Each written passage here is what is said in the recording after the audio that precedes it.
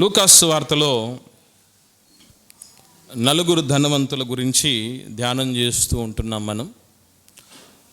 మొదటి ధనవంతుడు లూకాసు వార్త 12వ అధ్యాయంలో ఉన్నటువంటి వ్యక్తిని చూసాం. అతడు చేసినటువంటి 3 పొరపాట్లు. మొదటిది, దేవుడు ధనధాన్య సమృద్ధిని ఆయన కృప వల్లనే మనకు అనుగ్రహించాడు తప్ప మనకై మనము సంపాదించుకునేవి కాదు అన్నటువంటి విషయం తెలుసుకొనని వాడై, దేవుని యెడల కృతజ్ఞత భావన లేనటువంటి దౌర్భాగ్యుడై వెర్రివాడై ఉన్నాడు. అది కృతజ్ఞత లేనటువంటి లక్షణం చాలా ప్రమాదకరమని మొదటిగా అతను చేసిన తప్పుని గుర్తు చేసుకోవాలి మనం. అటువంటి లక్షణం మనలో లేకుండా జాగ్రత్త పడాలి. ఇక రెండవదిగా, ఒక మనిషికి సమృద్ధిని, ఒక మనిషికి లేమిని దేవుడు ఇవ్వటం వెనక ఉన్నటువంటి ముఖ్యమైన ఉద్దేశం ఏంటంటే, సాటి సహోదరుడు సహోదరి లేమిలో ఉన్నటువంటి వ్యక్తులను మనము ప్రేమతో, మానవత్వంతో, అంతకు మించి దైవత్వంతో వారిని ఆదుకోవాలని, వారి కష్ట నష్టాల్లో పాల్పంపులు పొందాలని, ఎప్పుడూ ఒకటే స్థితి మనకు ఉండదని, మనము ఎదుటివారి పట్ల అయ్యో అనేటటువంటి భావన ఉంటేనే మనకు కూడా అటువంటివి వస్తాయని, ఇలా మనుషుల మధ్య సఖ్యత, సమాధానం, ప్రేమ, అభిమానం, ఒకరికి ఒకరు ఉన్నాము అన్నటువంటి భావన, ఆశాభావం మనిషిలో పెంపొందింప చేయాలన్న ఉద్దేశం మరిచి, తన చుట్టూ ఉన్నటువంటి పేదవారి గురించి కానీ, తన చుట్టూ ఉన్నటువంటి కుటుంబ సభ్యులను గురించి కానీ ఆలోచించని ఒక స్వార్థపరుడుగా మనకు కనబడతాడు. అతను చేసిన 2వ పొరపాటు. ఇక 3వ పొరపాటు, ఆయనకు ఆస్తి అనేది పెరిగితే ఆయువు నిలబడుతుంది అని భ్రమపడటం. విస్తారమైన ఆస్తి సమకూర్చబడింది కనుక అనేక సంవత్సరాలు కూడా నేను ఉంటాను, గింజలు వచ్చాయి సంవత్సరాలకు తగ్గట్టు, కానీ గింజలు తినటానికి మనిషి లేడు. కాబట్టి ఆస్తి పెరిగితే ఆయువు క్షేమం అని అనుకోవడం భ్రమ తప్ప వాస్తవం కాదు. ఇకపోతే దేవుని కొరకు కూర్చుకునేటటువంటి వాడిగా ఉండాలి, తన కొరకు కూర్చుకునేటటువంటి వాళ్ళగా మనం ఉండకూడదు. ఒక దైవజనుడు మాట్లాడుతూ ఏమన్నాడు అంటే, దేవుడు ధనమును, ధాన్యాన్ని, ఆస్తిని, పాస్తిని ఒక మనిషికి ఇవ్వడం వెనుక ఒక పరీక్ష పెట్టడానికి కారణమట. ఏంటది అంటే, మనం దేవదాసులముగా ఉంటామా, ధనదాసులముగా ఉంటామా అని. పేరేమో పెట్టుకుంటాం, ఎవడో ధనదాస్ అని పెట్టుకుంటారండి, పెట్టుకోరు. కానీ తత్వం లోపల ఏముంటుంది, దేనికి సంబంధించి ఉంటుంది, ఆలోచన విధానం అంతా కూడా ఒకటే. వాళ్ళ లోపల లాభమును ఆశిస్తూ ఉన్నారు అని ఎన్నో సందర్భాల్లో మనం చదివాం. సో దేవుని యెడల ధనవంతుడు అవ్వాలి అని అంటే గుర్తుపెట్టుకోండి, సంపాదనను దేవుడి సేవలో ఖర్చు చేయాలి. దేవుడి సేవకు దాసోహం అవ్వాలి ధనం, దాసోహం చెయ్యాలి ధనాన్ని. కానీ దేవుడి సేవను కూడా పనంగా పెట్టి ధనానికి దాసోహం అయ్యే పరిస్థితికి వెళ్ళకూడదు. అది 12వ అధ్యాయం లూకాసు వార్తలో ధనవంతుడు చేసిన పొరపాటు. ఇక 16వ అధ్యాయంలో మనం లూకాసు వార్త 16వ అధ్యాయం 19వ వచనం నుండి ఆ 31వ వచనం వరకు, అధ్యాయం ఎండింగ్ అయిపోయేంత వరకు చాలా గొప్ప గొప్ప విషయాలు ప్రభు మనతో ఒకనాటి ధనవంతుడి గురించి మాట్లాడుతూ చెప్తున్నాడు. ధనవంతుడు ఒకడు ఉండెను అని మొదలు పెడతాడు. లూకాసు వార్త 16వ అధ్యాయం 19వ వచనంలో ధనవంతుడు ఒకడు ఉండెను అని మాట్లాడుతూ ఉన్నాడు. ఈ మాట చెప్పటం, ఇలాంటి నెరేషన్, ఇలాంటి పద్ధతిని మనం చూసినప్పుడు మనకి ఏమనిపిస్తుందంటే, ధనవంతుడు ఒకడు ఉన్నాడంటే ఇదేంట కథలాగా అనిపించవచ్చు, కానీ అది యథార్థముగా జరిగినటువంటి సంఘటన. ఎలా చెప్పగలం? ఒకసారి 29వ వచనాన్ని మనం చూద్దాం. 29వ వచనం, అందుకు అబ్రాహాము వారి యొద్ద, వారంటే ఎవరిక్కడ? వారంటే ఎవరు? ధనవంతునికి 5 సహోదరులు ఉన్నారు. అంటే వీళ్ళు ఎంతమంది అన్నదమ్ముళ్ళు అన్నమాట? 6, 7 మొత్తానికి. ఆయనకంటే ముందు ఒక ఆయన పోయి ఉండొచ్చు, చెప్పలేం. మొత్తానికి ప్రస్తుతానికి ఇన్ఫర్మేషన్ ప్రకారంగా 6 మంది ఉన్నారు అన్నదమ్ములు. ఒకడు పోయాడు, 5 మంది ఉన్నారు. ఈ 5 మంది దగ్గరికి లాజర్ను పంపించయ్యా, వాళ్ళు కూడా ఇక్కడికే వస్తారని నాకు బాగా తెలుసు, ఎందుకంటే మా సహోదరులు కదా, మా తోబుట్టువులు కదా, వాళ్ళ గురించి మాకు బాగా తెలుసు అని అంటే. అలా అన్నప్పుడు అబ్రహాం గారు చెప్పినటువంటి మాట ఏంటి అంటే, అయ్యా మీ బ్రదర్స్ దగ్గర ఎవరున్నారట? మోషేయు ప్రవక్తలు ఉన్నారు. అంటే మోషే ప్రవక్తలు ఉన్నటువంటి కాలంలో జీవించినటువంటి వాడనమాట ధనవంతుడు. ఇది కథ కాదు, గాథ. ఒకనాడు మోషే గారి కాలంలో, ప్రవక్తల కాలంలో ఉన్నటువంటి ధనవంతునికి సంబంధించిన ఒక యథార్థ గాథ. అతని గురించి మనకెందుకు చెప్తున్నాడు దేవుడు? ఎప్పుడైనా బైబిల్ చదివేటప్పుడు ఇటువంటి డౌట్స్ అన్ని మనకు రావాలి. దేవుడు ఎందుకు చెప్తున్నాడు ఆయన గురించి? అలా చెప్పటం వెనుకున్నటువంటి పర్పస్ ఏంటి? మనకు లాభం ఏంటి? ఈ విషయాలన్నింటినీ కూడా మనం ఆలోచిస్తూ ముందుకు సాగితే ప్రియులరా, ఖచ్చితంగా దేవుడు గనుక ఎవ్వరి గురించి మాట్లాడుతూ ఉన్నా అది మనకు ఏదో నేర్పటానికే అని మర్చిపోకూడదు. ఎన్నో సందర్భాల్లో మనకు అర్థమయ్యేటటువంటి భాషల్లో చాలా విషయాలు దేవుడు చెప్పాడు. ఉదాహరణకి, నూర్చెడి ఎద్దు మూతికి చిక్కం పెట్టొద్దు అన్నాడు. ఈ ఎద్దు, ఈ చిక్కం గురించి ఆయన మనకెందుకు అని అనుకుంటే, అప్పుడు అంటాడు ఏమనంటే, దేవుడు ఎడ్ల కొరకు విచారించుచున్నాడా? కాదు, మన కొరకే ఇది రాస్తున్నాడు అంటాడు. అంటే ఎడ్ల గురించి రాసినటువంటి మాటే మన కోసమైనప్పుడు, ఎడ్ల గురించి చెప్పినటువంటి మాటే మనకైనప్పుడు, మన కోసమైనప్పుడు, మన మేలుకైనప్పుడు, మన కనువిప్పుకైనప్పుడు, ఇక్కడ ధనవంతుడి గురించి మాట్లాడుతున్నప్పుడు ఎవరి కోసం అన్నమాట? ఇది ఖచ్చితంగా మన కోసమే. మనకేదో దేవుడు ఒక గుణపాఠం నేర్పబోతున్నాడు. దీని ద్వారా మనం ఏదో ఒక లెసన్, ఒక నీతి నేర్చుకోవాలి. ఏమిటేదనంటే కింది వచనమే. కిందికి వస్తే ఒక మాట అంటాడు దేవుడు, చదువుదాం. ధనవంతుడు అక్కడ ఉండెను. ఏ బట్టలు వేసుకున్నట్టయినా, ఏమంటే ఊదా రంగు బట్టలు ఎవరు వేసుకుంటారో తెలుసా? ఊదా రంగు బట్టలు అంటే తెలుసా ఎట్లా ఉంటాయో?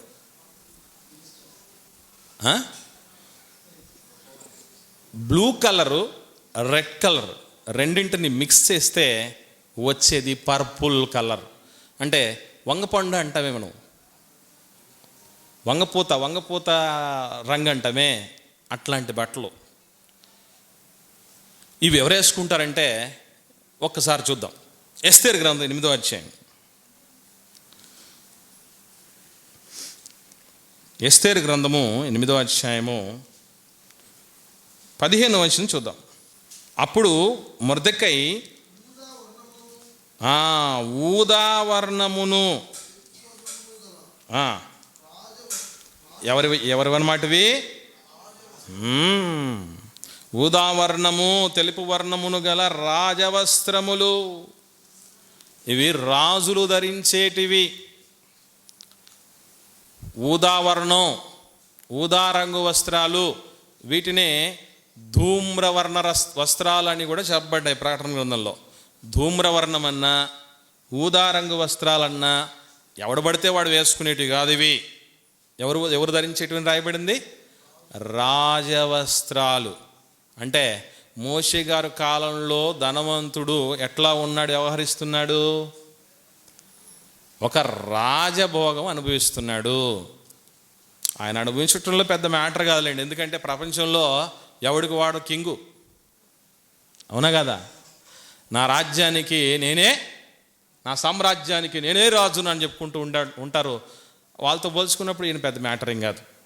సరే, ఏదేమైనా మీరు గమనించండి, యేసు ప్రభు కూడా ఊదారంగు వస్త్రాలు ధరింపజేశారు. ఎందుకు? యూదుల రాజు అని చెప్పుకున్నాడు కదా, అందుకోసమని. రక్తవర్ణ వస్త్రాలు అని కూడా అంటారు వాటిని. నీల ధూమ్రవర్ణ వస్త్రాలు అన్నా, రక్తవర్ణ వస్త్రాలు అన్నా, ఊదారంగు వస్త్రాలన్నా అంతా ఒకటే, రాజులు కట్టుకునేది. అందుకే యేసుక్రీస్తు ప్రభువుల వారికి కూడా ఏం చేశారు అంటే రాజవస్త్రాలు ధరింపజేశారు. యూదుల రాజా నీకు శుభమని వందనాలు కూడా చేశారన్నమాట. ఈ విషయం మనకు మార్కు సువార్త 15వ అధ్యాయం 16-17 వచనాలు చూద్దాం. మనకు అక్కడ కనబడుతుంది. మార్కు సువార్త 15వ అధ్యాయము 16, 17, 18 వచనాలు చూద్దాం. అంతటి సైనికులు ఆయనను ప్రేతోరియం అనే అధికార మందిరంలో లోపలికి తీసుకుని పోయి సైనికులు అందరినీ సమకూర్చుకున్న తర్వాత ఆయనకు ఉదారంగు వస్త్రాలు తొడిగించి ముళ్ళ కిరీటమును ఆయన తల మీద పెట్టి ఏం చేశారు? యూదుల రాజా నీకు శుభమని చెప్పి ఆయనకు వందనము చేయసాగిరి. అంటే రాజులు వేసుకుంటారు కదా, కాబట్టి రాజుకి ఏముండాలి? మంచి రాజవస్త్రాలు ఉండాలి. అవి ఉదారంగ వస్త్రాలు. రాజుకి ఏముండాలి? కిరీటం ఉండాలి. కాబట్టి ముళ్ళ కిరీటం చేసి పెట్టి యూదుల రాజా నీకు శుభమని వందనలు సాకారన్నమాట. ఇలా మీరు చూస్తే ఇకపోతే ఊదారంగు వస్త్రాలతో పాటు రెండవ రకం వస్త్రం పేరు కూడా చెప్పడం జరిగింది. ఏమిటది? 19వ వచనంలో ఏం చదివాం మనం? మీరు ఎవరు చదవట్లేదు అసలు. సన్నపు నార వస్త్రాలు అన్నాడు. ఏమంటే ఈ సన్నపు నార వస్త్రాలు ఎక్కడ కనపడతాయి తెలుసా? సన్నపు నార వస్త్రాలని ఏమంటారంటేనండి, లినెన్ అంటారు, ప్యూర్ లినెన్ అంటారు. అంటే లెనిన్ బట్టలు అంటారే. ఒక్క మాటలో చెప్పాలంటే మనకు అర్థం కావడానికి పట్టుబట్టలని, ఇంకా నూలు బట్టలు అని అంటారు, గంజి బట్టలు అంటారే, అవన్నమాట. ప్యూర్గా నేసినటువంటి వాటిని, అంటే మొత్తానికి ఒక కాస్ట్లీ క్లాతింగ్ యూజ్ చేస్తున్నాడు మనవాడు. ఎందుకనంటే మనిషి ఏంటో కొన్ని చెప్తాయండి. అవునా కాదు? మీరు చెప్పండి. ప్రశస్త వస్త్రములు ఉన్నాయి, అవునా? ప్రశస్త వస్త్రములు ధరించుకొని చేతికి ఉంగరం పెట్టుకొని ఉన్నటువంటి వాడిని మనం ఏమనాలి? వస్త్రాలు బాగున్నాయి, వాళ్ళు వేసుకున్నటువంటి కొన్ని వస్తువులు, శరీరాన్ని బట్టి మీద వేసుకున్నటువంటి వస్తువులు ఉన్నప్పుడు అప్పుడు మనం ఒక రిచ్నెస్ అర్థమవుతుంది. చింపిరి జుట్టు పెట్టుకొని ఎటువంటి బట్టలు పడితే అటువంటి బట్టలు వేసుకున్నారు అనుకోండి, వాళ్ళు ఏమంటారు? ఏదో లేనోళ్ళే అనుకుంటారు కదా. రైట్. అంటే ధనవంతుడు ఎటువంటి పరిస్థితుల్లో ఉన్నాడు అని అంటే రాజవస్త్రాలను, కాస్ట్లీ వస్త్రాలను ధరించుకొని ఉన్నాడు అని దేవుడు చెప్తున్నప్పుడు మనకేం గుర్తు రావాలి? మనం కూడా బట్టల పిచ్చోళ్ళం అయితే ఏ రోజు ఏ రకం బట్టలు వేసుకుంటున్నామో మనం మర్చిపోయినా, ఉతికినోళ్ళు మర్చిపోయినా దేవుడు మాత్రం గుర్తుపెట్టుకుంటాడు. పోయిన ఆదివారం ఏ బట్టలు వేసుకొని వచ్చారని మిమ్మల్ని అడిగారు అనుకోండి, గుర్తుంటుందా? ఏమో కదా. దేవుడికి మాత్రం అన్నీ లెక్కేనండి. దేవుడు మనల్ని ప్రతినిత్యం పరీక్షలో పెడుతున్నాడండి. మనకు తెలియదు ఈ విషయాలన్నీ. ఒకటి కొనేటప్పుడు షాప్లో దేనికోసం ఎంతగా నువ్వు పరితపిస్తున్నావు, ప్రయత్నిస్తున్నావు, ఎవరిని బాగా ఇష్టపడుతున్నావు, అన్నీ లెక్కే. ఆఫ్టర్ ఆల్ మన దగ్గర ఉన్నటువంటి కొందరు మనకు సంబంధించినటువంటి వాళ్ళు పిల్లలే ఆలోచన చేద్దామండి. మీ పిల్లల విషయంలోనే మనం పిల్లల్ని బాగా గమనిస్తూ ఉంటాం కాబట్టి, ఇప్పుడు చిన్నోడుకు బాగా మంచి బట్టలు తీసుకొని, పెద్దవాడికి కొంచెం కాస్ట్ తక్కువ ఉండేది, మంచి బట్టలు అవి కూడా కాస్ట్ తక్కువ ఉండేది తీసుకున్నాం అనుకోండి, వెంటనే ఏం చేస్తాడనమాట వాడికేమో కాస్ట్లీ బట్టలు తీసిచ్చి, వాడికి 2000 బట్టలు తీసి, నాకు 1500 బట్టలు తీస్తావా, లేక 1000 రూపాయల బట్టలే తీస్తావా అని వాడే పాయింట్ అవుట్ చేస్తాడు. అంటే దేవుడు కూడా ప్రతిదీ ఎట్లా ఆలోచన చేస్తూ ఉంటాడంటే, ఆయన కంటే ఎక్కువగా ఎవరిని ప్రేమించినా ఆయన తట్టుకునే రకం కాదు ఆయన.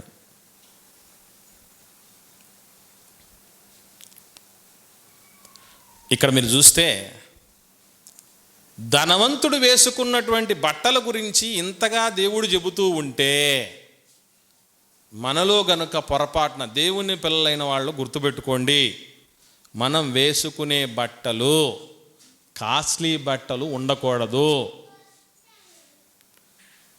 బట్ట ఎలాంటిది ఉండాలి అని అంటే అది ఒంటికి సంరక్షణనిచ్చేదే ఉండాలి. తర్వాత ఏ కాలానికి తగ్గట్టు, ఉదాహరణకు ఎండాకాలం వచ్చింది, అప్పుడు స్వెటర్లు వేసుకోకూడదు, అప్పుడు రైన్ కోట్లు వేసుకోకూడదు, నైలాను, టెలికాటర్ లాంటి బట్టలు వేసుకోకూడదు. అప్పుడు ఏం వేసుకోవాలి? నూలు బట్టలు వేసుకోవాలి. ఇక చలికాలం లాంటి సమయంలో నూలు బట్టలు లాంటి వేసుకున్నాం అంటే ఇంకంతే సంగతులు.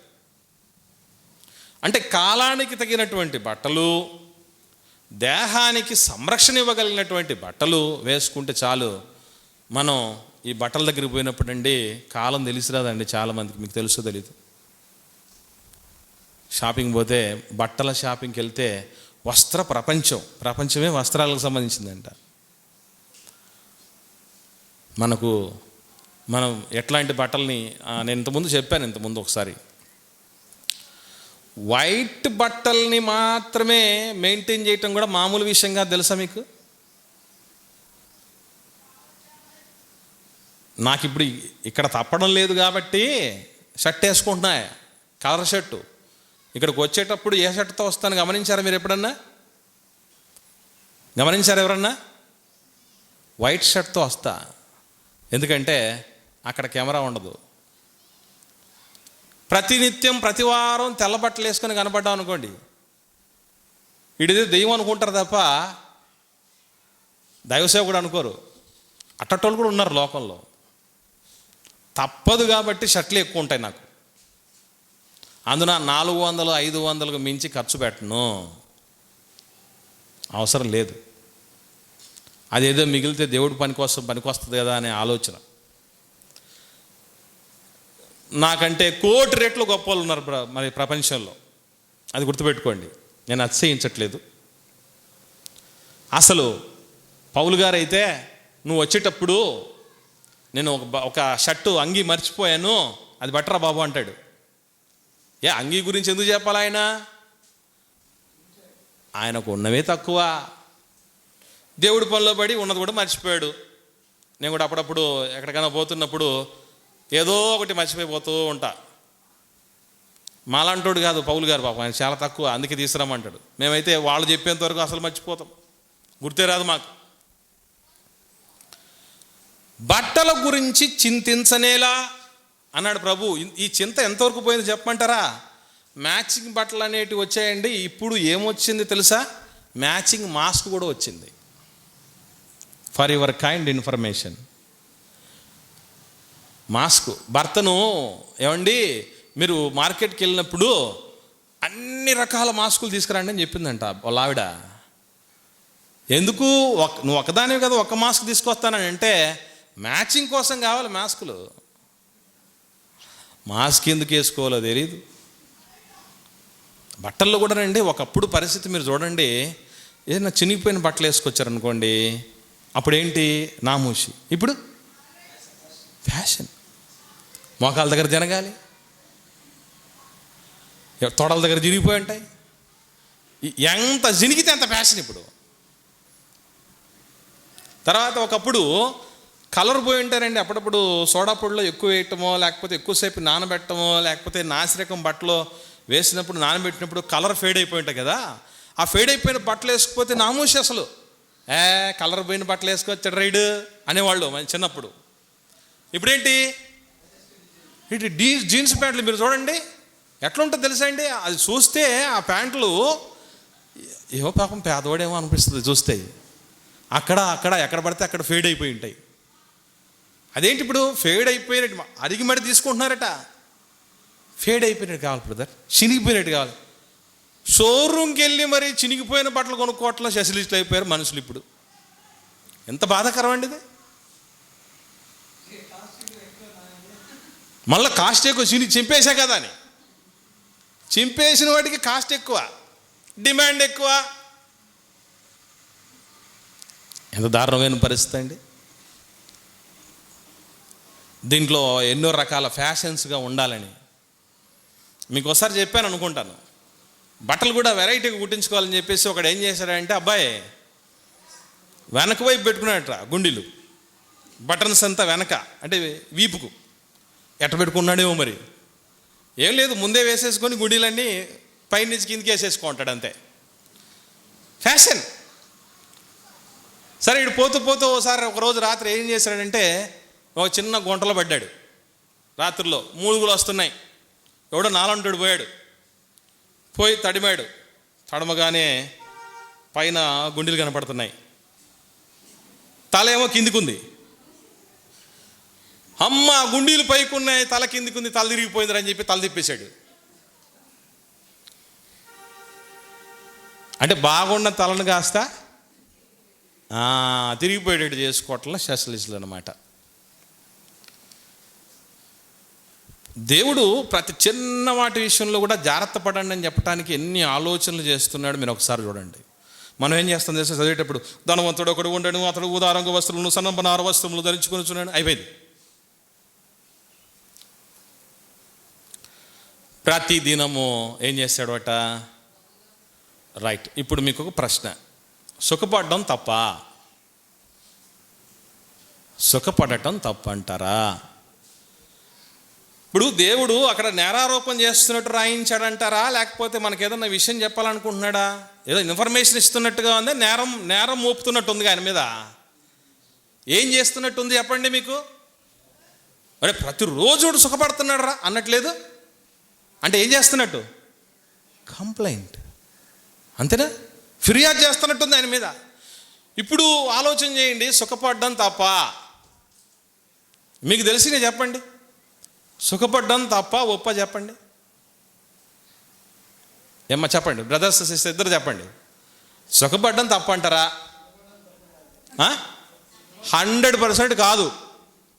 సుఖపడ్డం తప్పు కానే కాదు. ఎందుకు అని అంటారేమో, సుఖాన్ని ఇచ్చిందే దేవుడు.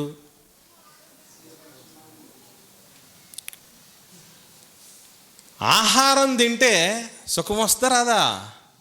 బిర్యానీ తింటే ఏమవుతుంది? ఏమండి బిర్యానీ ఆ 5 నిమిషాల సుఖం కోసం, ఈ జిహ్వ చాపల్యం కోసం, జిహ్వ చాపల్యం అంటే తెలుగు పదం అండి, మర్చిపోకండి. అంటే నోరుకు ఆ నాలుకకు ఉన్నటువంటి దురద తీర్చుకోవటం కోసం ఎన్ని గంటలు కష్టపడాలి తెలుసా? బిర్యానీ రావాలంటే ఎన్ని గంటలండి? చిత్రం చెప్పమంటారా? 2 గంటలు చర్చిలో కూర్చోవాలంటే ఒక మనిషికి ఎన్ని భంగిములు వస్తాయో మిమ్మల్ని మీరు పరిశీలన చేసుకొని చూడండి. కాసేపటికి వెనక 2 చేతులు వెళ్ళిపోతాయి, ఇంకాసేపటికి 2 చేతులు గడ్డ కిందకు వస్తాయి, ఇంకోసారి ఒక చెయ్యి నడుము మీదకి వస్తుంది. ఒక్కసారి కనుక చర్చికి వచ్చిన వాళ్ళది స్టిల్లు పెట్టామని ఫోటో తీసుకు, అబ్బో ఎన్ని భంగిములు వస్తాయో. 1 కాదు 2 కాదు, కుదురుగా కూర్చోలేం ప్రశాంతంగా. కొందరైతే సిగ్నల్స్ ఇస్తూ ఉంటారు తెలుసా మీకు? చర్చిలోకి వచ్చి గట్టిగా ఆవలించారనుకోండి, అర్థం ఏంటి చెప్పమంటారా? రే అయిపోయావు రే, నువ్వు ఇప్పుడు ఆపేసావు సరే, లేకపోతే నేను నిద్రపోతా అన్నట్టు. అతడు బహుగా సుఖపడుచుండువాడు. సుఖం కోసం మనిషి చూడండి, ఒక తిండి సుఖమిస్తుందని దానికోసం వెళ్తాడు. ఒక డబ్బు సంపాదన సుఖమిస్తుందని తెల్లారే అలారం పెట్టుకొని మరి లేస్తారు. ఏ రోజైనా అలారం పెట్టుకొని మరి చర్చికి రావాలనుకున్న మహా తల్లులు మహా తండ్రులు ఉన్నారా? ఆదివారం కాస్త లేట్లు వేస్తే ఎవడేమంటాడు? అవునా కదా? కాస్త లేటుగా చర్చికి వస్తే ఏం జరుగుతుంది? అసలు మనం చర్చికి రావటమే గొప్ప అనుకుంటారు లేదా? మనం డ్యూటీకి వెళ్ళేటప్పుడు ఎందుకు ఎవరూ చెప్పక మునిపే అలారం పెట్టుకొని మరి లేచి వెళ్ళిపోతావు, టైం అయిపోయిందని. ఈ మధ్యకాలంలో ఉద్యోగస్తులకి అందరికీ బయోమెట్రిక్ పెట్టారు. భయపడుతున్నారు అందరు బాగా. టైంకి వెళ్ళి వేయకపోతే ఇబ్బంది అవుతుంది. 2 రోజులు 3 రోజులు వరుసగా ఆబ్సెంట్ లేటుగా వచ్చారనుకోండి, అప్పుడు సెలవు పడుతుంది. అంత క్రిటికల్గా పెట్టారు సిస్టమ్. ఎందుకంటే ఆ డబ్బు మనకి ఏం చేసి పెడుతుంది? సుఖం తెచ్చి పెడుతుంది. ఆ అనుభవించే సుఖం కోసం ఏం చేయాలి? మనం రకరకాలుగా పాటలు పడాలి.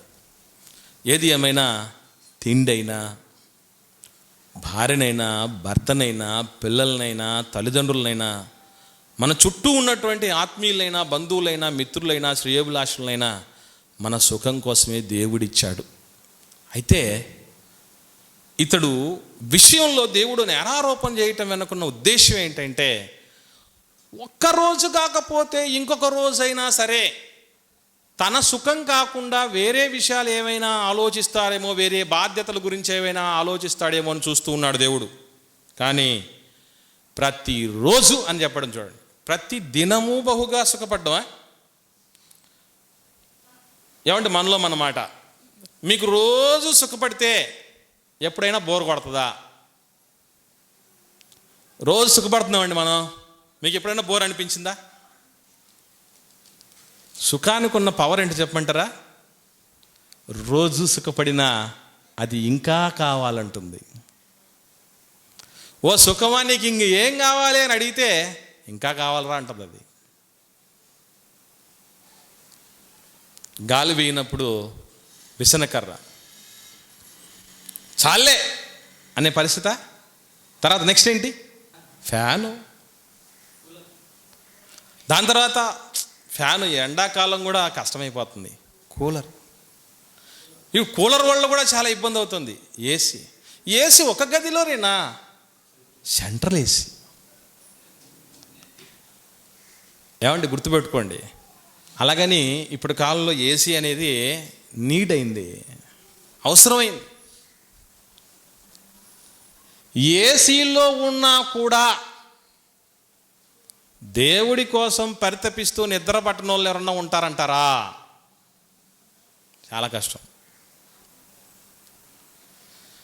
సుఖం పడ్డం తప్పు కాదు, దేవుడే ఇచ్చాడు.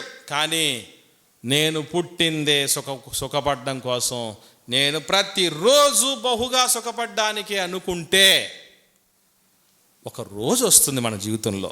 ఏమిటా రోజు అని అంటే, మన ప్రాణం పోయి ఆ ప్రాణం కాస్త దేవుడి చేతిలో పడే రోజు వస్తుంది.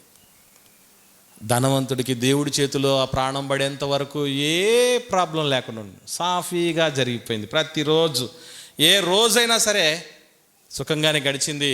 మనలో మన మాట, బహుగా సుఖపడుచుండు వాడు అని దేవుడు చెప్పాడు కదండి. ఇంతకు ఏ సుఖాలు పడిందంటారు అని పడి ఉండొచ్చు అంటారు? సుఖం అంటే ఏ సుఖం పడిండొచ్చు అని అంటే మనకు ఒక క్లూ కనబడుతుందండి ముందు అధ్యాయంలో.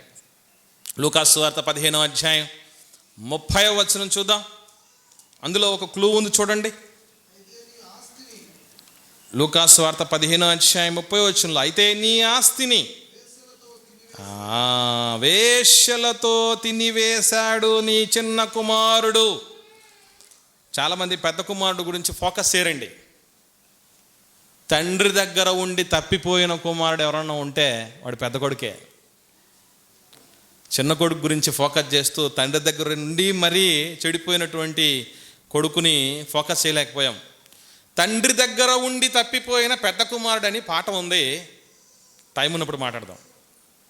ఇక్కడ చూస్తే కొడుకు అంటున్నాడు పెద్దోడు ఏమని, చిన్న కొడుకు వచ్చిన సంతోషంలో నాన్నుంటే నాన్నను చూసి బాధపడుతున్నాడు పెద్దోడు. ఏనాయనా ఇది, ఏ రోజైనా నాకు నా స్నేహితులతో సంతోషంగా ఉండమని ఒక చిన్న పెయ్యిని ఒక దూడను కూడా ఇవ్వలేదు కదయ్యా. ఇప్పుడేమో మనోడు మీవాడు ఏం నిర్వాహం చేశాడు, నీ కొడుకు, నీ ముద్దులో కొడుకు అన్నట్టు అంటాం కదా. చూసావా నీ కొడుకు ఏం చేశాడో, చూసావా నీ కూతురు ఏం చేసిందో అని మనం అంటూ ఉంటాం కదా. నీ కూతురు నీ కొడుకని, నా బిడ్డ అని వెనకేసుకుని వచ్చావే, వాడే చేసింది ఇప్పుడు, అదే ఇప్పుడు చేసిందని చెప్తారే. అట్లాగా ఈ నీ కుమారుడు ఏం చేశాడు, ఆస్తిని వేశ్యలతో తినేశాడు. అంటే ఆస్తి ఉంటే ఎలాంటి సుఖం కోరుకోవాలనుకుంటాడు మనిషి? వేశ్యలతో సుఖపడాలనుకుంటాడు. బహుగా సుఖపడుచుండువాడని దేవుడు చెప్పటం వెనక ఉద్దేశాలు ఏంటంటే ఒకటి కాదండి, రకరకాలైనటువంటి రీతిలో. ఒకరోజు పబ్బు క్లబ్బు, ఒకరోజు మంచి మందు పార్టీ, మందు ముక్క, ఇంకొక రోజు మగువ, ఇలా సాగుతూ ఉంది అతని జీవితం.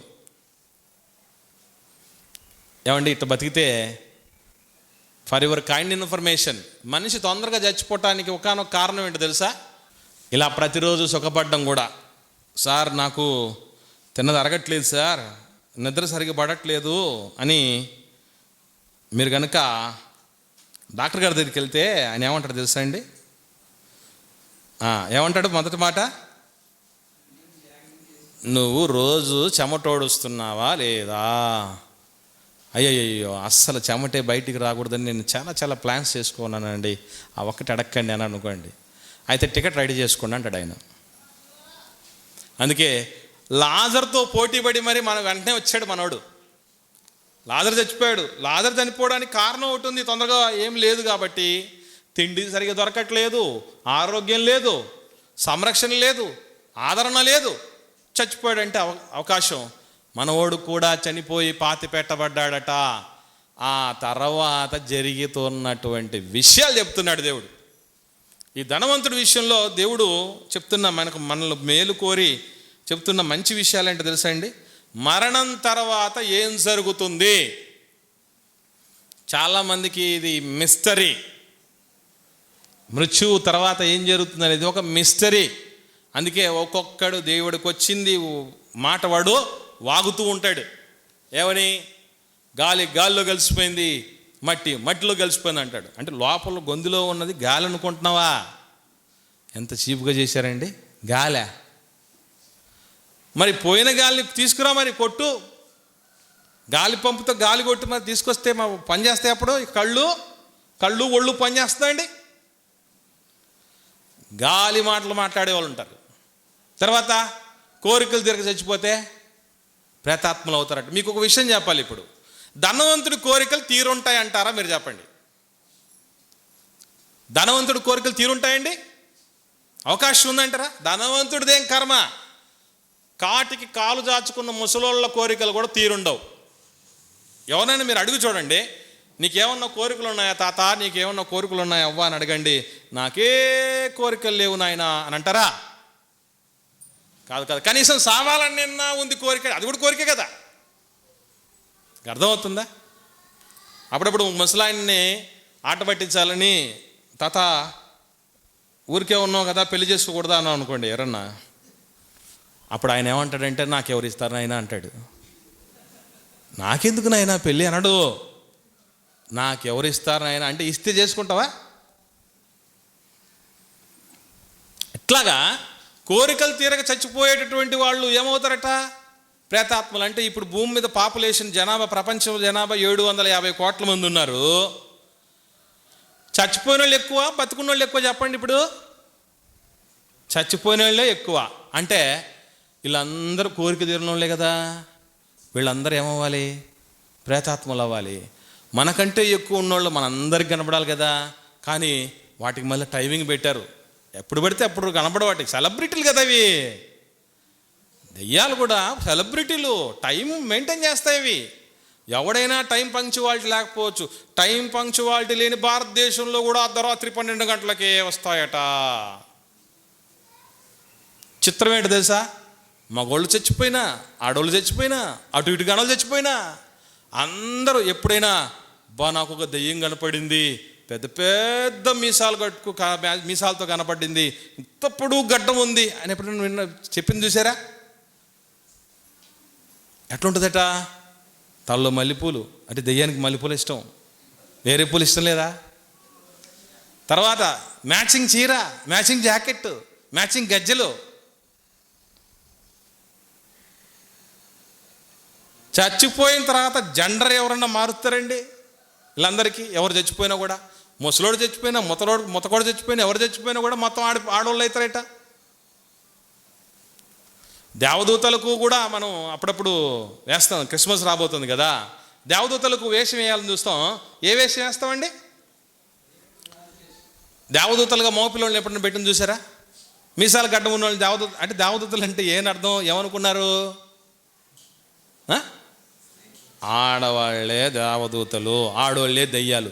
ఏదో ఒకదానికన్నా ఫిక్స్ అయితే పర్లేదు కదండి. ఇక్కడ దేవదూతలు ఆడవాళ్లే, దెయ్యాలు ఆడవాళ్లే. ఇట్లాంటి వాటి మీద సమరం చేయాలి సహోదరి మళ్ళీ మీరందరూ. అలా ప్రేతాత్మలైపోతారని ఒకడు, గాళ్ళలో కలిసిపోతారని ఒకడు, ఇంకొక పదం తీసుకొని వచ్చాడు. ఏంటది అని అంటే, చచ్చిపోయిన తర్వాత అక్కడికి పోతే యమలోకం అనే పేరు ఉంది కదా, అక్కడ పోయిన తర్వాత ఏం చేయొచ్చట? యముడి మీద ఎలక్షన్స్ చేసి, రిగ్గింగ్ చేసి, గెలిచి జై హో నరుడా అనిపించుకుంటాడట. అప్పుడు యముడి ప్లేస్లోకి వచ్చి యముడిని దబాయించి నాకు ఆయుష్ అయిపోక ముందే నన్ను తీసుకొచ్చారు, పొరపాటున వేరే వాడు బదులుగా నన్ను తీసుకొచ్చారు కాబట్టి నన్ను పంపించండి అని చెప్పి. ఇదంతా సినిమా. మనిషిని తిరగేస్తే వచ్చేది సినిమా, నిజం కాదు అది. రియల్ లైఫ్ కాదు, గుర్తుపెట్టుకోండి. అసలు చచ్చిపోయిన తర్వాత ఏం జరుగుతుందో, ఎలా బతికినోడికి ఏ గతి పడుతుందో దేవుడు చెప్పాడు. చూద్దాం. 23వ వచనం. పాతి పెట్టబడెను, అక్కడితో లోకానికి విదితమైనటువంటి విషయాలన్నీ అయిపోయాయి. ఇప్పుడు చెప్తున్నాడు, మరుగు చేయబడిన సంగతులు నేను చెప్తాను, లోకం పుట్టినది మొదలుకొని అన్నాడే ప్రభు. అప్పుడు ప్రభు చెప్తున్నటువంటి మాట. అప్పుడు అతడు ఎక్కడికి పోయాడు? ఎక్కడికి వెళ్ళాడు? అయ్యగారు పాతాళంకి వెళ్ళిపోయారు. ఏమండి, పాతాళానికి ఎవరు వెళ్తారు? ఏం చేస్తే వెళ్తారు? మీరు చెప్పండి. పాతాళానికి అంటే ఇక్కడ గమనించాల్సిన విషయం ఏంటంటే, పాతాళంలో 2 ప్రదేశాలు ఉన్నాయి.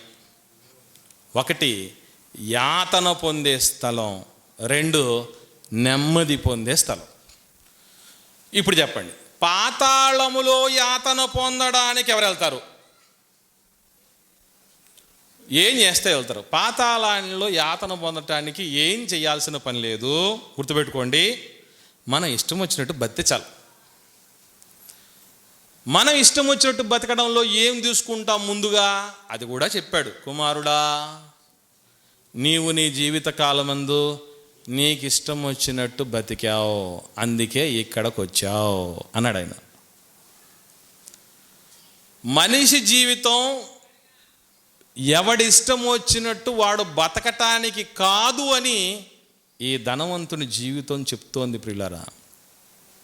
అందున ఒక దారుణమైనటువంటి విషయం ఏంటంటే, మోషే గారి కాలంలోనే ఈ ధనవంతుని దేవుడు ఎందుకు పుట్టించాడు తెలుసా? వీడు ప్రపంచముద్రుడు. ఇట్టంటోడికి మోషే గారిని చూసో, అహరోను గారిని చూసో, మిరియాము గారిని చూసో బుద్ధి జ్ఞానం ఏమైనా వస్తుందేమోనని దేవుడు ఆ కాలంలో పుట్టించాడు. అయినా కూడా మనోడికి బుద్ధి రాలే. ఇప్పుడు మోషే గారిని చూసి ఏం నేర్చుకోవచ్చు అంటారు? మోషే గారిని చూసి ఏం నేర్చుకోవచ్చు ధనవంతుడు అని అంటే, ఒకసారి హెబ్రీలకు రాసిన పత్రిక 11వ అధ్యాయం 24-26 వచనాల్లో ఏమని రాయబడిందో చూద్దాం. హెబ్రీలకు రాసిన పత్రిక 11వ అధ్యాయము 24-26 వచనాలు కలిసి ఉంటాయండి. మోషే పెద్దవాడైనప్పుడు విశ్వాసమును బట్టి ఐగుప్తు ధనము కంటే క్రీస్తు విషయమైన నింద గొప్ప భాగ్యమని ఎంచుకొని అల్పకాలము పాపభోగము అనుభవించుట కంటే దేవుని ప్రజలతో శ్రమ అనుభవించుట మేలని యోచించిన మహాస్ఫూర్తి ప్రదాత అయినటువంటి నాయకుడు జీవిస్తున్న కాలంలో జీవించిన వాడు ఈ ధనవంతుడు. అంటే మోషే గారిని చూసినప్పుడు ఏమనిపించాలండి? ఏమో చిత్రమైన విషయం ఏంటో తెలుసా ప్రియులరా? సినిమాల్లో హీరోని చూసి స్ఫూర్తి పొందుతాడేమో కానీ మనిషి బైబిల్లో భక్తులను చూసి స్ఫూర్తి అయితే పొందలేకపోతున్నారండి. అంత ఆర్టిఫిషియల్ అయిపోయింది, అంత కృత్రిమం అయిపోయింది. వాడెవడో డబ్బులు తీసుకొని ఏడుస్తాడు, మనం డబ్బులు ఇచ్చి ఏడుస్తాం నెల నెల. అవునా కాదు? వాడు అడుక్కు తింటూ ఉన్నాడు అనుకోండి, సీరియల్లో హీరో బాధలు పక్కన వచ్చి అమ్మా అంటూ ఉంటాడు బయట. నిజమైనటువంటి బిచ్చగాడు అమ్మా అని అడుస్తూ ఉంటే కాళ్ళు చేతులు ఖాళీ లేవు మళ్ళీరా అంటాడు. వాడు పోతూ పోతే నీ కాళ్ళు చేతులు పడిపోనని పోతాడు. అలాగ మారిపోయారు. చూడండి ఒకసారి మీరు, సుఖం కాదు జీవితం అంటే నిజంగా ఆయన అనుభవించాలనుకుంటే ఒక్క మాట ఏమని చెప్పన్నాడు? చెప్తే రాసి అయిపోతాడట. ఒక సామ్రాజ్యానికి, ఒక గొప్పదైనటువంటి గొప్ప చరిత్ర నాగరికత కలిగినటువంటి సుభిక్షమైనటువంటి ఒక రాజ్యానికి రాజు ఎప్పుడవుతాడంటే, నేను ఫరో కొడుకును, ఫరో కుమార్తె కొడుకును అని చెప్తే చాలు వెళ్ళిపోతాడు. ఈరోజు ఒక చిన్న పదవి కోసం ఎన్ని పాటలు పాడుతున్నారో తెలుసు కదా మనకి. ఏమండి, ఫారిన్ మనకు ఉత్తర భారతదేశంలో కొందరు చూసామండి, స్లమ్ ఏరియాలోకి వెళ్ళారు ఎన్నికల ప్రచారం కోసం ఎమ్మెల్యేకి. పోయిన తర్వాత ఆ పిల్లోడు లెటర్ని కూర్చొని పిల్లోడు ఏడుస్తూ ఉంటే ఆడికి వెళ్ళి ఆ ఎమ్మెల్యే అభ్యర్థి వాడికి కడిగాడు చక్కగా. చూడండి ఎంత బాగా నేను పరిపాలన చేస్తున్నా, ఎంత సేవ చేస్తున్నానో, నన్ను కనుక ఎమ్మెల్యేని చేస్తే మిమ్మల్ని ఇంకా బాగా చూసుకుంటాను. ఒకడికి జలుబు వచ్చేస్తుంది, వెళ్ళి అయ్యో అని తీసేసాడు జలుబు. వీడు జలుబు వచ్చినా తీసేస్తాడు, అశుద్ధమైన కడిగేస్తాడు, అన్నీ చేస్తాడు. ఎప్పుడు? ఎమ్మెల్యే పదవి రావడానికి. ఈ పదవి ఎట్లాంటిదో తెలుసా? నీ ఎమ్మెల్యేలు, ఎంపీలు, ఎమ్మెల్సీలు, ముఖ్యమంత్రులు, ప్రధానమంత్రులు ఎక్కడ పోవాలో, మరలా ఎటువంటి అర్హత కలిగిన రాజు వాడో తెలుసా? మోషే గారు ఐగుప్తు దేశంలో ఉన్న సకల విద్యలను అభ్యసించాడు. మనకు ఒక్క విద్య ఇస్తే ఎవడు మనం పట్టుకోలేడు మనల్ని. విద్య అనేది మనల్ని ఎంతవరకు తీసుకెళ్ళిపోతుందో తెలుసా అండి? మనల్ని ఒక గర్వపు స్థితికి తీసుకెళ్తుంది. కొందరు టైలర్లు ఉంటారు, విద్య కలిగినటువంటి టైలర్లు. వాళ్ళు ఎట్టటోళ్ళు తెలుసా అండి? మీరు ఇచ్చినటువంటి కొలతలు మొత్తం మారిపోయిన తర్వాత మీకు బట్టలు ఇస్తారు. మీరు ఇచ్చిన కొలతలు మారిపోయిన తర్వాత మీకు బట్టలు ఇస్తారు. అయినా వాడి దగ్గరికి చాలామంది పోతారు. ఎందుకో తెలుసా? తన పనిలో నిపుణత కలిగిన వాడు అని. కొందరు పెళ్ళిళ్ళకు ఫోటోలు తీసేవాళ్ళు ఉంటారు, మా తమ్ముళ్ళు అంటాళ్ళు. వాళ్ళు తీసినటువంటి ఆ ఫొటోస్, తర్వాత చేస్తే ఆ వీడియోస్ ఎప్పుడు చేతికిస్తారు తెలుసా? మళ్ళీ వాళ్ళ పిల్లలు పెళ్ళిడికి రావాలి, అప్పుడు ఇస్తారు. అయినా వాళ్ళ దగ్గర పెరిగిపోతూ ఉంటాయి అన్ని ఆల్బమ్లన్నీ. కారణం ఏంటంటే తన పనిలో నిపుణత కలిగినటువంటి వాళ్ళు. లేట్ అయినా కొంచెం పర్లేదు కానీ భలే చేసేవయ్యా. ఒక్క విద్య వస్తేనే ఇంత మనిషికి ఉంటే, దేశంలో ఎన్ని విద్యలు ఉన్నాయో విద్యలన్నీ అభ్యసించి వాటన్నిటినీ దేవుడు పిలిస్తే దేవుడు పాదాక్రాంతం చేసి వచ్చినటువంటి వాడు మోషే మహానుభావుడు. అటువంటి వ్యక్తి దగ్గర ఉండి స్ఫూర్తి పొందలేనటువంటి దౌర్భాగ్యుడు ధనవంతుడు. అందుకే అతను పాతాళానికి వెళ్ళాడు. చిత్రం చెప్పమంటారా? మోషే గారు అంటే మగడు, ఆడబిడ్డ కూడా ఉంది, ఒక స్ఫూర్తి ప్రదాత. ఈ ధనవంతుడు జీవించిన కాలంలోనే ఒక ఆడకూతురు ఉంది. ఎవరనుకుంటున్నారు ఆడకూతురు? మిర్యాము. మోషే గారికి, అహరోను గారికి ఏమాత్రం తీసిపోకుండా వాళ్ళిద్దరితో పాటు కలిపి ఐగుప్తులో నుంచి ప్రజలను నడిపించటంలో పాత్ర పోషించిన ధీర వనిత మిర్యాం. ఒకసారి చూద్దాం మనం మీకా గ్రంథం 6వ అధ్యాయం 4వ వచనం చూద్దాం. మీకా గ్రంథము 6వ అధ్యాయం 4వ వచనం.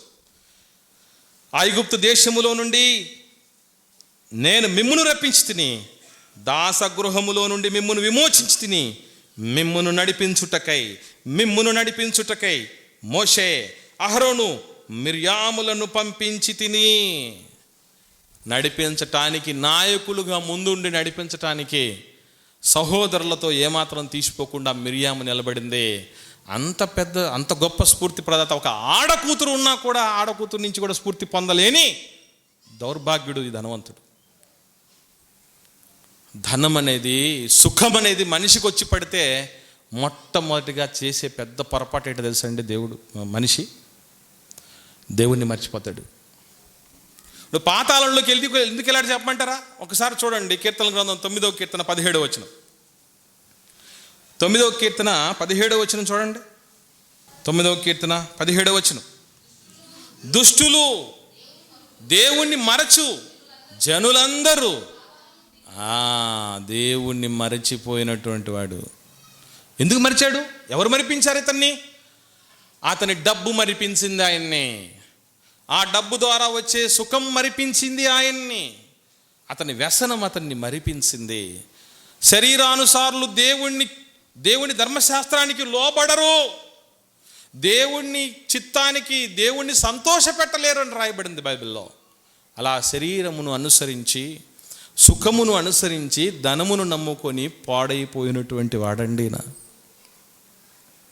అందుకే అడుగుతూ ఉన్నాడు, కేకలేస్తున్నాడు. దేనికోసం? చుక్క నీటి కోసం. ఎందుకు ఇవ్వలేదు? ఎందుకు అతనికి కనికరము లేదు అతనికి? అది కూడా ఎవరైనా? అబ్రహాము గారంటే ఎవరండి? దేవుని స్నేహితుడు, విశ్వాసులకు తండ్రి అని, ఇంకా ఎటువంటి కఠిన హృదయుడు కాదు కదా. మంచి జాలి కరుణ కలిగినటువంటి వాడు. అందున కొడుకే కదా. ఎంత చెడ్డ కొడుకుకైనా ఎందుకు కనికరం చూపలేదు అంటే, నీతిమంతుడికైనా లోకం మారితే తీరి మారిపోతుంది. గుర్తుపెట్టుకోండి.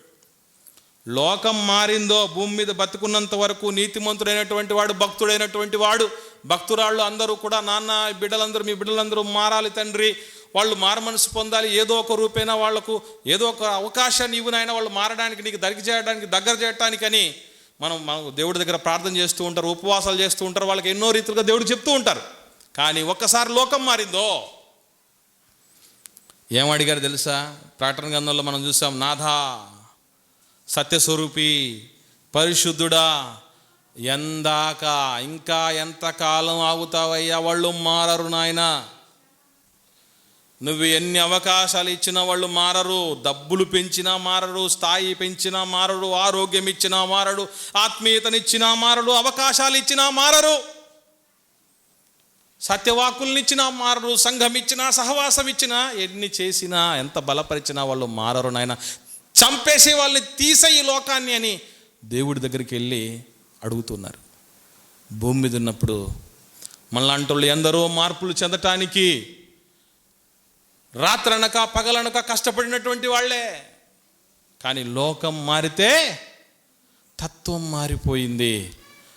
కనికరం ఎప్పుడు వస్తుంది మనిషికి అని అంటే, ఒక మాట చెప్పాడు దేవుడు. చివరిగా మాట చూసుకుందాం, మనం ముగించుకుందాం ప్రియులరా. సామెతల గ్రంథం 11వ అధ్యాయం 25వ వచనం. సామెతల గ్రంథం 11వ అధ్యాయం 25వ వచనం. ఔదార్యము గలవారు పుష్టి నొందుదురు, నీళ్లు పోసిన వానికి నీళ్లు పోయబడును. నీళ్లు పోసావా? పోసాడా ఆయన? ఎవరు? ధనవంతుడు. ఎవరికి? లాజరుకి. పోయలేదు. నీ సహోదరుడిగా మోషే గారు ధర్మశాస్త్రాన్ని ఇచ్చినటువంటి దినాలలో ఒక త్యాగధనుడైనటువంటి నాయకుడితో పాటు తన సహోదరి మిర్యాము ఇంత గొప్పగా ఉన్నటువంటి స్థితిలో ఉండి కూడా ఎవరిని పట్టించుకోకుండా ఉన్నాడు. దేవుడు ఏమన్నాడు తెలుసా? ఒకసారి ద్వితీయోపదేశకాండం చూద్దాం. అక్కడ చెప్పినటువంటి మాట 15వ అధ్యాయం 7-8 వచనాలు చూద్దామండి. దేవుడు చెప్తున్న ఒక మంచి మాట చూడండి. ద్వితీయోపదేశకాండము 15వ అధ్యాయం 7-8 వచనాలు చూద్దాం. నీ దేవుడైన యెహోవా నీకు ఇచ్చుచున్న దేశమందు నీ పురములలో ఎక్కడైనా నీ సహోదరులో ఒక బీదవాడు ఉండిన ఎడల, లాజర్లా అంటాడు, బీదవాడని నీ సహోదరుని కరుణించకుండా నీ హృదయం కఠినపరుచుకోకూడదు. మనోడు ఏం చేశాడు? లాజరును గనుక ఒక్కసారి గనుక పట్టించుకోనంటే లాజరు స్థితి మారేది. దేవుడి కోసం ఇంకా గొప్పగా ఉన్నతంగా బతికేవాడు. మనుషుల్లో ఆ విధంగా చేసినందుకు ఈ ధనవంతుడు కూడా దేవుడి చేత ఆశీర్వాదం పొందేవాడు. పాతాళపు శిక్షను తప్పించుకునేటటువంటి వాడు. దేవుణ్ణి మరిచే దారుణమైన స్థితికి వచ్చేవాడు కాదు. సుఖమే జీవితం అనుకొని భ్రమపడి ఒకనాడు చచ్చిపోయిన తర్వాత చేతులు కాలేక ఆకులు పట్టుకోకూడదు అంటారు. ఇప్పుడు ఆత్మ అగ్నికి ఆహుతవుతున్నప్పుడు ఎంత కేకలేస్తే ఏం ప్రయోజనం చెప్పండి. అందుకే చెప్తున్నాడు, ఆ విధంగా నువ్వు చెయ్యి ముడుచుకోకూడదు. 8వ వచనం చూడండి. నీ చెయ్యి ముడుచుకొనక వాని కొరకు అవశ్యముగా చెయ్యి చాచి వాని అక్కర కొలది, ఆ అక్కరకు చాలినంత అవశ్యముగా వానికి అప్పయ్యవలెను. వాడు ఎప్పుడైతే మరలి స్థితిలోకి వస్తాడో మళ్ళీ నీకు చూసుకుంటాడు. వాడు నీది అప్పిస్తాడు స్థితిలోకి వచ్చిన తర్వాత అనేటటువంటి మాట దేవుడు చెప్పటం జరిగింది ప్రియులరా. ఇవన్నీ కూడా మర్చిపోయాడు. దేవుణ్ణి మర్చిపోయాడు, దీనుణ్ణి మర్చిపోయాడు. కానీ ఆఖరికి వచ్చి ఏమడుగుతున్నాడు? నాకు మాత్రం కనికరం కావాలని. భూమి మీద కనికరం చూపలేని వాడికి కనికరము లేనటువంటి స్థితి వస్తుంది. మర్చిపోకూడదు. కనికరము గలవారు ధన్యులు, వారే కనికరము పొందుదురు. జీవితం అంటే సుఖం కాదు. ఒకనాడు యోబు గారు ఒక మంచి మాట అన్నాడు. ఏమన్నా తెలుసా? నా స్వాభిప్రాయము కంటే ఆయన నోట నుంచి వచ్చిన ఆజ్ఞకు నేను ఎక్కువ విలువనిస్తున్నాను అన్నాడండి. అదండి భక్తి అంటే. ఒకసారి ఆ మంచి మాట చూసి ముగించుకుందాం. యోబు గ్రంథం 23వ అధ్యాయం 12వ వచనం. యోబు గ్రంథం 23వ అధ్యాయం 12వ వచనం చూడండి. ఆయన పెదవుల ఆజ్ఞను నేను విడచి తిరగలేదు, ఆయన నోటి మాటలను నా స్వాభిప్రాయము కంటే ఎక్కువగా ఎంచి తిని నా చిత్తం ఏముందని ఆయన ఒకనాడు యేసు ప్రభు కూడా ప్రార్థన చేశాడు. ఆయనను నా చిత్తము కాదు తండ్రి, నీ ఇష్టమే సిద్ధించునుగాక. జీవితం పరమార్థం, జీవితానికి ఒక సార్థకత ఏంటో తెలుసానండి? మన ఇష్టం నెరవేర్చుకోవడానికి కాదు ఈ భూమి మీదకి వచ్చిందని తెలుసుకోవటం. మన అభిప్రాయాలు ప్రక్కన పెట్టి దేవుడి చిత్తాన్ని బ్రతుకున బిడితే మనము చచ్చిన మన నుంచి స్ఫూర్తి పొందేవాళ్ళు ఉంటారు. మనం నెమ్మది పొందే స్థలంలోనికి వెళతాం.